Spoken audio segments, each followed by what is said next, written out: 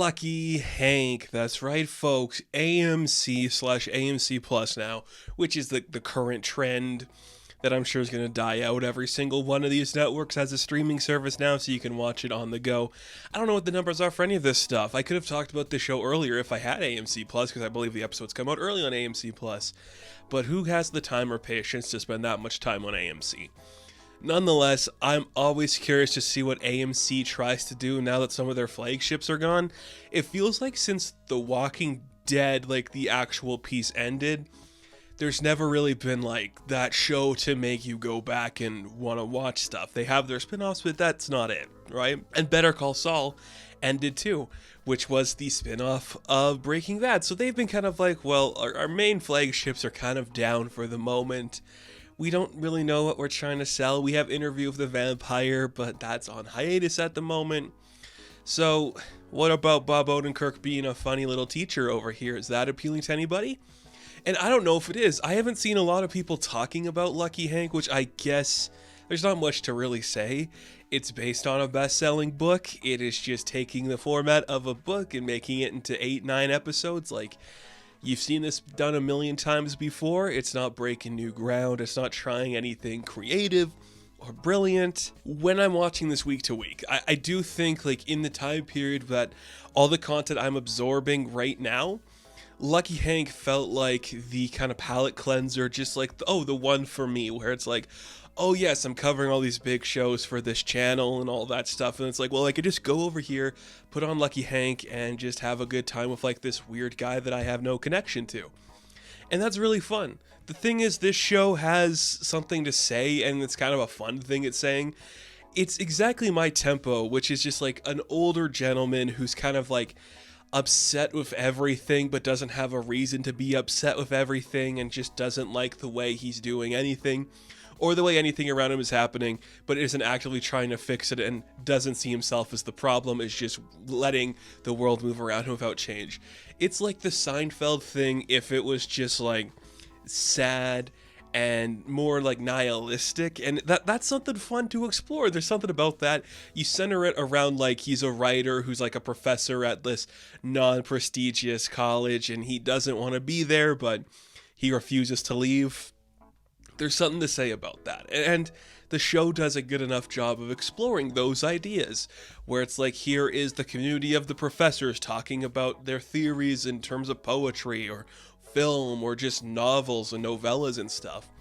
And that's fun to see. As somebody who likes to dabble in the creative side of stuff, I always like when we explore that stuff tongue-in-cheek, where it's like, yes, we can talk openly about how important these things are, but being a writer and talking about this stuff, you're just kind of patting yourself on the back for doing it. So when you can just have a little fun and make fun of how weird these people can be sometimes, I'm here for it. And this is Bob Odenkirk's story. Like, he's our lead. His name is Hank. He's a failed writer who has a father that's out of the picture but shows back up in his life. He has a pretty good marriage. He's got an older daughter who's married and having her own problems.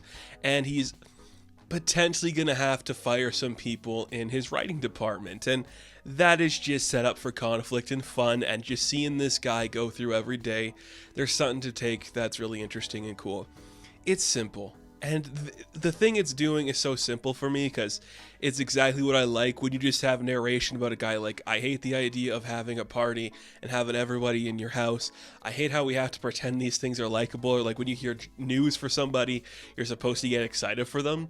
When he's talking about those things and experiencing that, we're smiling, we're having fun with them because it's doing something cool. I'm not going to say it's a brilliant script every episode. I'm not going to say it's brilliant camera work every episode, but we're just filming it on real locations with actors who are committed to how silly and creative this is.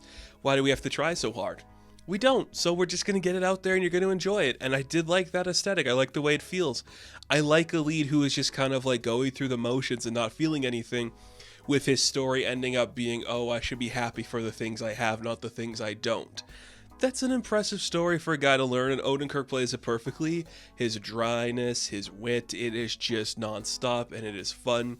We like seeing everything he is doing. He is given a lot to do, and what he's doing is interesting. It's cool, you know? nice and easy. He's with a stellar cast, some just great comedy actors and just character actors appearing out of nowhere doing some great work. Diedrich Bader has been having a really good run lately where he's been in big movies and now on a TV show like this. He is like the best friend role, but every time he's on a scene, he is just like, yeah, no, this is a comedy that's so dry, I can just be dry and not have to say anything intense or witty or just have any big emotion. I could just show up and do my thing perfectly. And he does it great. But Morelli Enos, I'm not familiar with her work too much, but she plays Hank's wife, and I think she's just really fun. She's a great foil because there's like almost an opposite energy being presented from her, where she's kind of more lively and bubbly and a little more outgoing, willing to try new things, want to experience new things, take the opportunities to benefit herself, where her husband's just more, I don't know, what's the difference, indifferent. Like, it's a great dynamic. I love when they're together. I love that she has her own story where we see her try new things and experience life and take new opportunities. It's really fun. That's just what the show is. It's just fun and lighthearted, and it's just like nihilistic at the same time. Everyone's so over with it and tired at every single moment. It's like we could celebrate writing, but what's the point of celebrating writing? We know how writing goes, and I respect it for that. I respect a show like this that's just like, yeah, you know what we're doing here. It's not that creative, but it's about creativity, so that's something to experience. Odenkirk does great. The supporting cast does great. We just show up, get in, get out. There's your story. Everyone is having a good time. And that's kind of fun, I laughed a lot.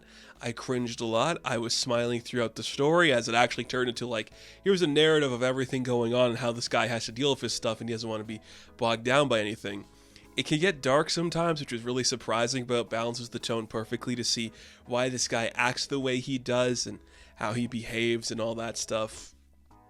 I just had a good time, which is really nice to say, because when we're swamped and inundated with a bunch of content, when I have like a palate cleanser show where I can just come in, watch some cool character actors laugh at each other, make fun of a situation, talk about the art of writing, and have Odenkirk just like, sigh at the idea that he has to experience some actual emotion. That's a win in my book, It's just nice that this just showed up, happened, went, and we can talk about it for a minute. We don't have to dwell on it too long. It just showed up. Odenkirk's got more television shows he's working on.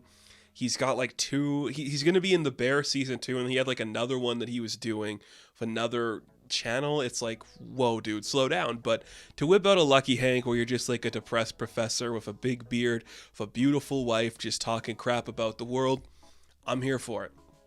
That's straight up my tone, that's straight up my alley. I liked every second of it. Just an enjoyable, goofy show.